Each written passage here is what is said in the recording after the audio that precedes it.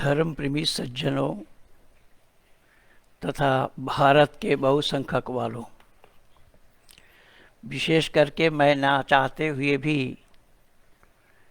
आप लोगों के बीच आया हूँ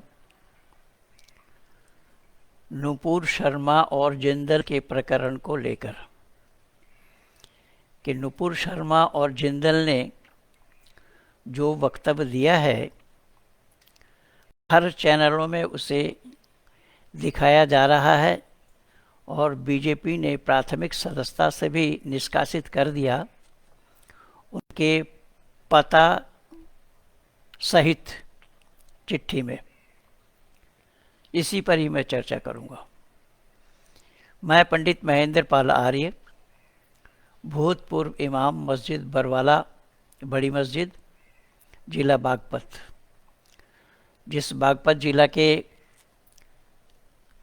एमपी हैं उन्हीं के गांव में बड़ी मस्जिद में मैं इमाम था। उनका नसोली है, मैं बरवाला में। मैं दो टुक में इसका जवाब देना यह चाहता हूं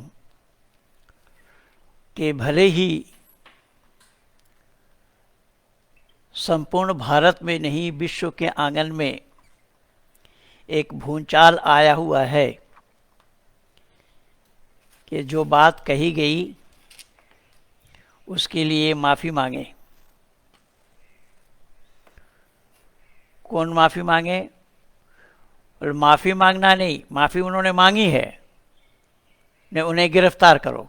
माफ़ी मांगने का समर्थन भी मैं नहीं करूँगा कि मैं क्या अगर झूठ बोल रहा हूँ तो मैं माफ़ी मांगूँ। जब मैं हम सच बोल रहे हैं तो उस पर माफ़ी किस बात के लिए है? मैं निवेदन कर रहा हूँ, जहाँ तक बीजेपी ने अपनी प्राथमिक सदस्यता से दोनों को निकाल दिया, बीजेपी मरीचिका है। बीजेपी हिंदुओं का मसीहा न था न है, न आरएसएस हिंदुओं का मसीहा कभी था और न आज है। ये लोग हिंदुत्व को जानते नहीं। भले ही बीजेपी के जो प्रधानमंत्री हैं 56 इंच सीना जिनको बताया जा रहा है, 56 इंच सीना अगर किसी को देखना हो तो मैं दावा के साथ ये कह रहा हूँ, दिखा रहा हूँ, 56 इंच सीना तो ऋषि दयानंद के ही थे। जिस 56 इंच सीना को लेकर के ऋषि दयानंद ने अपने अमर ग्रंथ सत्यात प्रकाश को लिखा और इसी सत्यात प्रकाश में उसी 14 समुल्लास पर टिप्पणी करते हुए इन्होंने अक्षरशः सही दिखाया है, बताया है। मैं पिछले रविवार को, परसों दिन, मैं कुरान ईश्वरीय ज्ञान नहीं है इस पर बोला, फिर भी मैं निवेदन कर रहा हूँ। रही बात मोटा भाई की, मोटा भाई तो मोटा भाई है, इनकी बुद्धि सूक्ष्म नहीं है, मोटी बुद्धि है। नुपुर शर्मा को प्राथमिक सदस्यता से निकालने से पहले ही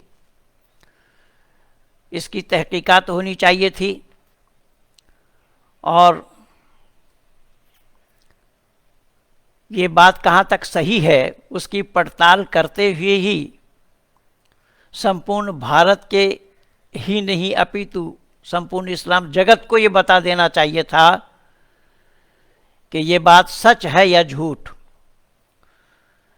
इसकी तहकीकात होनी चाहिए। आज अगर कतर देश में भारत का विरोध हो रहा है, भारत का विरोध किया है कतर वाला, तो मैं कतर वालों से पूछना चाहता हूँ कि जो बात कही गई, जिन व्यक्ति के लिए कही गई, उन व्यक्ति के जीवन में ये बातें थी या नहीं, ये बातें उन्होंने अपने जीवन में अपनाया था या नहीं। अगर उन्होंने अपने जीवन में इन्हीं बातों को अपनाया था तो फिर ये दोष क्यों लगाया जा रहा है? दोष किस लिए दिया जा रहा है? इसलिए विशेष करके मैं भारतवासी हिंदुओं से ये निवेदन करना चाहता हूँ कि आरएसएस कहिए या बीजेपी कहिए, इससे उद्धार होना नहीं है। न राष्ट्र का उद्धार होना है, न हिंदूवादियों का उद्धार होना है, सनातनियों का उद्धार होना है। सनातनियों का उद्धार करने के लिए ऋषि व देव दयानंद जो 1800 शतक में जिन्होंने ये अमर ग्रंथ सत्यात प्रकाश लिख करके मुसलमानों को ये बता दिया। और आर्य समाज 1875 में जन्म हुआ। 1875 से लेकर आर्य समाज जन्म काल से लेकर के आज तक मुसलमानों को इस बात का सच्चाई पता कराते आए हैं, मुसलमानों से डिबेट और शास्त्रार्थ कराते आए हैं। इसलिए मैं निवेदन कर रहा हूं कि मैं महेंद्र पाल आर्य खुली चुनौती दे रहा हूं संपूर्ण इस्लाम जगत को कि हदीस में जो बातें कही गई हैं, हदीस में जो बातें लिखी गई हैं, ये हदीस भी तो उन्हीं लोगों की लिखी हुई है। उन्हीं लोगों ने ही ये हदीस लिख करके दिया है, दुनिया वालों के सामने आज प्रस्तुत है। जो दुनिया वालों के सामने जो हदीस प्रस्तुत है कि दुनिया के लोग पढ़ेंगे या नहीं पढ़ेंगे? दुनिया के लोग पढ़ करके ही इसका निष्कर्ष निकाल रहे हैं, इसको बता रहे हैं। तो इस्लाम जगत को चाहिए कि इन हदीसों को बैन करें, हदीसों से इन सब बातों को निष्कासित करें। और फिर मैं निवेदन कर रहा हूं कि हदीस में केवल उतना ही नहीं लिखा है, लिखा गया है वो रात्रि में। इस सच्चाई को अगर कोई उजागर किया है भारतवर्ष के अंदर, उस संस्था का, उस संगठन का नाम आर्य समाज है और उसके संस्थापक का नाम ऋषिवर देव दयानंद है। मैं दो टूक में ये चुनौती दे रहा हूं कि संपूर्ण हिंदू कहलाने वालों को यह मूर्ति पूजा छोड़कर सत्य सनातन वैदिक धर्म को स्वीकार करना चाहिए। ऋषि दयानंद के अनुयायी बनना चाहिए। ऋषि दयानंद के अनुयायी बनने पर ही इस्लाम को जाना संभव होगा। अगर ऋषि दयानंद को नहीं जान पाए तो इस्लाम का जाना संभव नहीं होगा। इस्लाम के सच्चाई को जाना हिंदुओं के लिए संभव नहीं है। इन हिंदुओं के अदूरदर्शिता के कारण बहुत अनर्थ हुआ है। इसलिए मैं संपूर्ण भारत के हिंदुओं कहलाने वालों को आर्य समाज के लिए दावत दे रहा हूं, निमंत्रण दे रहा हूं। अगर इस्लाम को जवाब देना हो तो एकमात्र संस्था है जिसका नाम आर्य समाज है। मैं आज 39 वर्षों से यही काम करता आया हूं। दुनिया के लोग देख रहे हैं, दुनिया के लोग सच्चाई को जान रहे हैं। इसलिए दुनिया वालों से मैं ये निवेदन कर रहा हूं कि आर्य समाज को ज्वाइन करिए। आर्य समाज ही एकमात्र उद्धारक है इन हिंदुओं का। हिंदुओं का उद्धारक आरएसएस नहीं है, क्योंकि वो स्वयं दिग्भ्रमित हैं, पथभ्रष्ट हैं। और उसमें नरेंद्र भाई मोदी जी भी पथभ्रष्ट हैं, क्योंकि उन्हें वैदिक सिद्धांत का ज्ञान नहीं है। ऋषि दयानंद के किए कर्मों के बारे में उन्हें आभास नहीं है, यद्यपि वो भी गुजराती हैं जिन्होंने वेद को 5000 साल बताया है। मैं माननीय प्रधानमंत्री को चुनौती दे रहा हूं कि दुनिया बनी कितने दिन? वेद अगर 5000 वर्ष है तो इससे पहले जो लोग थे, मर्यादा पुरुषोत्तम राम के काल 9.5 लाख वर्ष बताया जाता है। तो क्या मर्यादा पुरुषोत्तम राम वेद से वंचित थे? वेद ज्ञान से वंचित थे? ये ना तो मोटा भाई को पता है और ना 56 इंच सीना कहलाने वाले को पता है। मैं इसीलिए कह रहा हूं 56 इंच सीना देखना हो तो केवल और केवल ऋषि दयानंद को ही देख सकते हैं। ऋषि दयानंद ने ही 56 इंच सीना लेख करके कुरान पर कटाक्ष किया है, यद्यपि उससे पहले भी कई लोगों ने किया है। मैं वहां नहीं जा रहा हूं, मेरा विषय यहाँ आज ये है। यद्यपि इस सत्यार्थ प्रकाश को दिखा करके मैं परसों रविवार को आप लोगों को वीडियो दिया था। आज मैं फिर ये निवेदन कर रहा हूं कि संपूर्ण भारतवासियों को आर्य समाज का साथ देना चाहिए और आर्य समाज का साथ देते हुए नुपुर शर्मा और जिंदल को साथ लेकर इस्लाम वालों से मुकाबला करना चाहिए। इस्लाम वालों से ये कहना चाहिए कि जो बात कही गई वो सच है या नहीं, ये बातें तुम्हारी किताब में है या नहीं। और मैं दो टुक में दावा के साथ ये कह रहा हूं, अगर ये हदीसों में ना हो तो मैं पंडित महेंद्र पाल आर्य इस्लाम स्वीकार करने के लिए तैयार हूं। मैं चुनौती दे रहा हूं, खुली चुनौती है।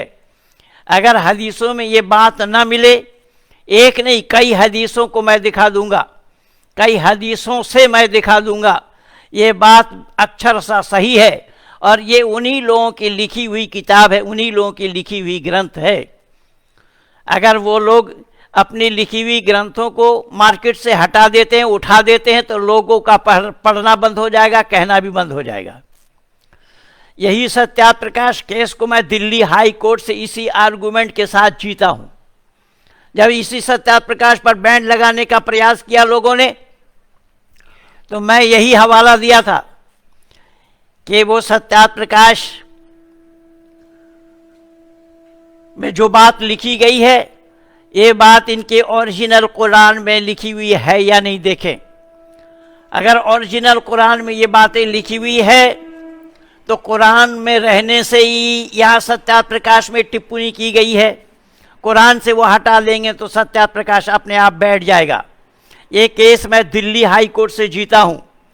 इसलिए मैं निवेदन कर रहा हूँ कि संपूर्ण भारतवासी हिंदू कहलाने वालों को विशेष करके आर्य समाज का समर्थन करना चाहिए, आर्य समाज का मेंबर बनना चाहिए, आर्य समाज का साथ देना चाहिए। जिस आर्य समाज ने 1800 के दशक में, आज तो 22 का दशक चल रहा है, जिस 1824 या 25 में ऋषि दयानंद का जन्म हुआ, उन्होंने होश संभालने के बाद इस कालजयी ग्रंथ अमर ग्रंथ सत्याप्रकाश को लिख करके दिया है। और इसमें स्वामी श्रद्धानंद जी ने इसी किताब के बल पर, इसी किताब के बेस पर भारत के अनेक मुसलमानों को वैदिक धर्मी बनाया, जिसमें से मैं भी एक हूं। वैसे ही और अगर हैं, लेकिन वो लोग वैदिक धर्मी नहीं है, वो लोग जानते नहीं है वैदिक धर्म को। वर्तमान समय में नुपुर शर्मा का समर्थन अगर दे सकता है, वो केवल आर्य समाज ही दे सकता है। जिंदल का अगर समर्थन कोई दे सकता है तो वो भी आर्य समाज दे सकता है। इन बातों को खुलकर कहने वाला कोई चैनल है तो वो सुदर्शन न्यूज चैनल ही है। किसी और चैनल में ये नहीं बताया जा रहा है।